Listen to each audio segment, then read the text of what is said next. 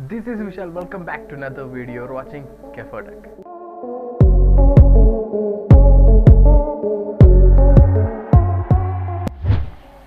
So വീഡിയോയിലേക്ക് പോകുന്നതിന് മുമ്പ് ഞാൻ ഒരു ചെറിയ ചാനലിനെ പരിചയപ്പെടുത്തരാം. അതായത് ചാനലിൻ്റെ പേര് ആർഡ് ആർട്ടിഫൈ ഫിലിമോട്ടൈൻമെൻറ്റ് എന്നാണ് അതിൻ്റെ ഒരു പേര്. ഓക്കെ, ലിങ്ക് ഞാൻ ഡിസ്ക്രിപ്ഷൻ കൊടുത്തേക്കാം, പിന്നെ ഇവിടെ മെൻഷൻ ചെയ്തേക്കാം.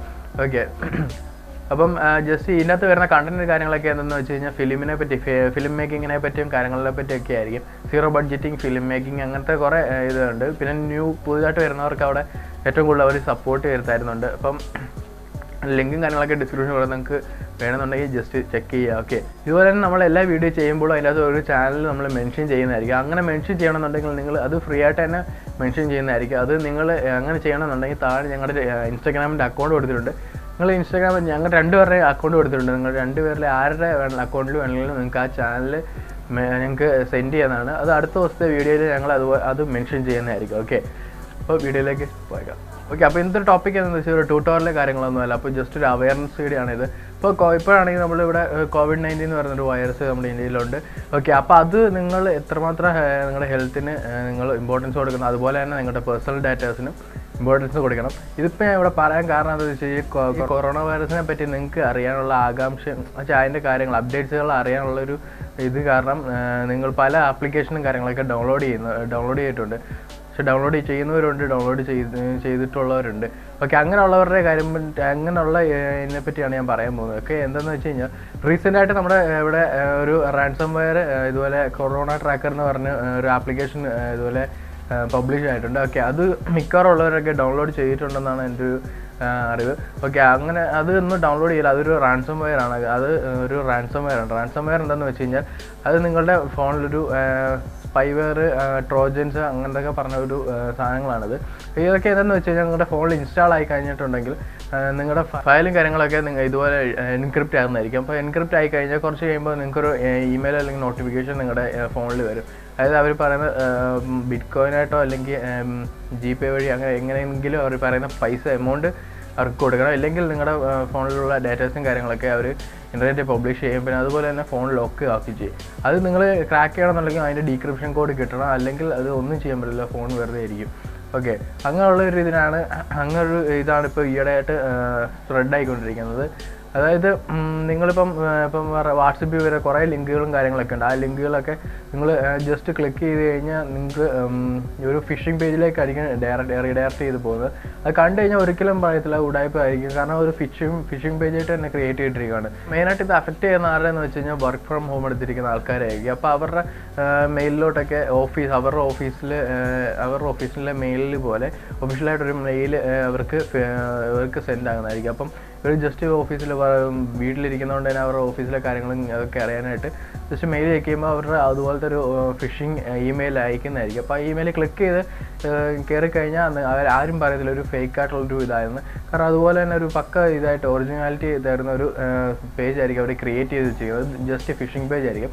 അപ്പോൾ ആ ലിങ്ക് കയറി നിങ്ങൾ അത് ഇൻട്രാക്റ്റീവ് എല്ലാം ചെയ്ത് കഴിഞ്ഞാൽ നിങ്ങളുടെ ഉറപ്പായിട്ട് നിങ്ങൾ ഡീറ്റെയിൽസും കാര്യങ്ങളൊക്കെ ഹാക്കറിന് കിട്ടുന്നതായിരിക്കും. ഓക്കെ, അപ്പോൾ ഇതിന് മെയിനായിട്ട് യൂസ് ചെയ്യാൻ നിങ്ങൾ ആപ്ലിക്കേഷൻ്റെ കാര്യങ്ങളൊക്കെ ഡൗൺലോഡ് ചെയ്യുവാണെങ്കിൽ നിങ്ങൾ പ്ലേ സ്റ്റോറിൽ നിന്ന് മാത്രം ഡൗൺലോഡ് ചെയ്യുക. പ്ലേ സ്റ്റോറിലാണെങ്കിൽ പ്ലേ പ്രൊട്ടക്റ്റ് എന്ന് പറഞ്ഞൊരു ലെയർ ഉണ്ട്. ആ ലെയർ ഉള്ളതുകൊണ്ട് തന്നെ കുറച്ചൊരു പ്രൊട്ടക്ഷൻ ആയിരിക്കും. അതുകൊണ്ട് തന്നെ പ്ലേ സ്റ്റോറിൽ വരുന്ന മിക്കവാറും ആപ്ലിക്കേഷൻ അവർ വെരിഫൈ ആയിട്ടാണ് അതിൻ്റെ അകത്ത് ഇടുന്നത്. അങ്ങനെ അല്ലാത്തതൊക്കെ ആണെങ്കിൽ അവിടെ നിന്ന് എടുത്ത് കളയുന്നതായിരിക്കും. ഇതുപോലെ സ്പൈവെയർ എന്തെങ്കിലും ഉണ്ടെങ്കിൽ, മലീഷ്യസുള്ള ഫയൽ കാര്യങ്ങളൊക്കെ ഉണ്ടെങ്കിൽ അവർ എടുത്ത് കളയുന്നതായിരിക്കും. ഓക്കെ, അപ്പോൾ ഈ ഒരു വരുന്ന ഇതുപോലത്തെ റാൻസം വെയറും സ്പൈവെയർ, ട്രോജൻസ് എന്നൊക്കെയാണ് ഇതിൽ പറയുന്നത്. അങ്ങനെ വരുന്നതിനൊക്കെ ആകപ്പാടെ 10 കോഡ് ലൈൻ കാര്യങ്ങളൊക്കെ കാണത്തുള്ളൂ. ആ ഒരു 10 ലൈൻ കോഡ് മതി നിങ്ങളുടെ ഫോണിലുള്ള എല്ലാ ഡീറ്റെയിൽസും അവർക്ക് എടുക്കാൻ. അപ്പോൾ നിങ്ങൾ സൂക്ഷിക്കുക. ചുമ്മാ ആവശ്യമില്ലാതെ അവിടെ ഇവിടെ നിന്ന് കയറി തേർഡ് പാർട്ടി സൈറ്റിൽ നിന്നും കാര്യങ്ങളൊന്നും കയറി ആപ്ലിക്കേഷനോ അല്ലെങ്കിൽ വേറെ വാട്സപ്പ് വരുന്ന ലിങ്കുകളും കാര്യങ്ങളൊന്നും ക്ലിക്ക് ചെയ്യരുത്. പ്രത്യേകിച്ച് ഇപ്പോൾ നമ്മൾ എല്ലാവരും ഓൺലൈനായിട്ട് പേയ്മെൻറ്റും കാര്യങ്ങളൊക്കെ നടക്കുന്നത്. GPay ഒക്കെ നമ്മൾ ഓൺലൈനിൽ ബാങ്കുമായിട്ട് ലിങ്ക് ഇട്ടിരിക്കുകയാണ്. അപ്പോൾ നിങ്ങൾ ജസ്റ്റ് നിങ്ങളുടെ ഫോൺ ഒന്ന് ഹാക്ക് ചെയ്താൽ മതി. നിങ്ങളുടെ ബാങ്ക് ഡീറ്റെയിൽസും കാര്യങ്ങളൊക്കെ കിട്ടും. അവർക്ക് നിങ്ങളുടെ അക്കൗണ്ട് ഈസിലായിട്ട് ആക്സസ് ചെയ്യാൻ പറ്റും. അപ്പോൾ നിങ്ങൾ സൂക്ഷിച്ച് വേണം നിങ്ങൾ ഇതുപോലെ ചെയ്യാൻ. നിങ്ങൾ ഒരു ലിങ്ക് ഇപ്പോൾ വാട്സപ്പിൽ വരുമ്പോൾ അത് ക്ലിക്ക് ചെയ്യുന്നുണ്ടെങ്കിൽ അത് നിങ്ങൾ 1-2 വട്ടം അത് ഒരു വെരിഫൈ ചെയ്ത് കഴിഞ്ഞിട്ട് മാത്രമേ അത് നിങ്ങൾ ക്ലിക്ക് ചെയ്യാവൂ.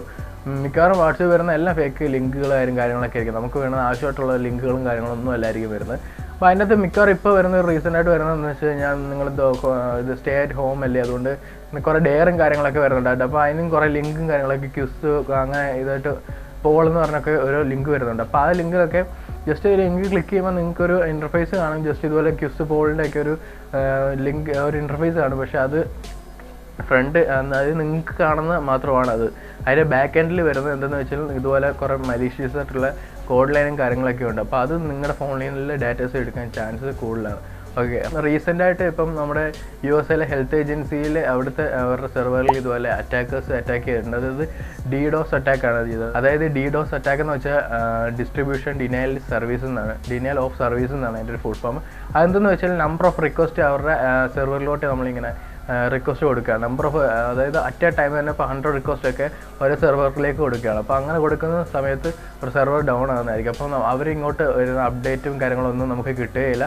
അതുപോലെ തന്നെ നമ്മൾ അങ്ങോട്ട് അയക്കുന്ന റിക്വസ്റ്റും കാര്യങ്ങളൊന്നും അവർക്ക് കിട്ടില്ല. അപ്പോൾ അവർ സെർവർ ഫുള്ളി ഡൗൺ ആയിട്ട് ഇരിക്കും.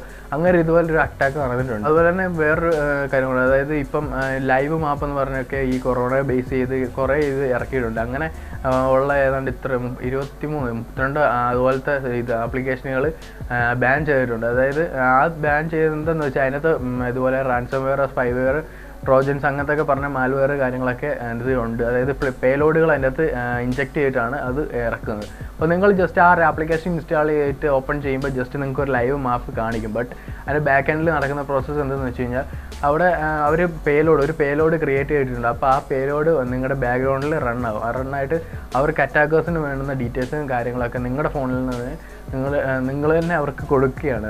അവർക്ക് പെർമിഷൻ നിങ്ങൾ തന്നെ കൊടുക്കുകയാണ് ചെയ്യുന്നത്. അപ്പം അങ്ങനെ അവർക്ക് കിട്ടാൻ ചാൻസസ് കൂടുതലാണ്.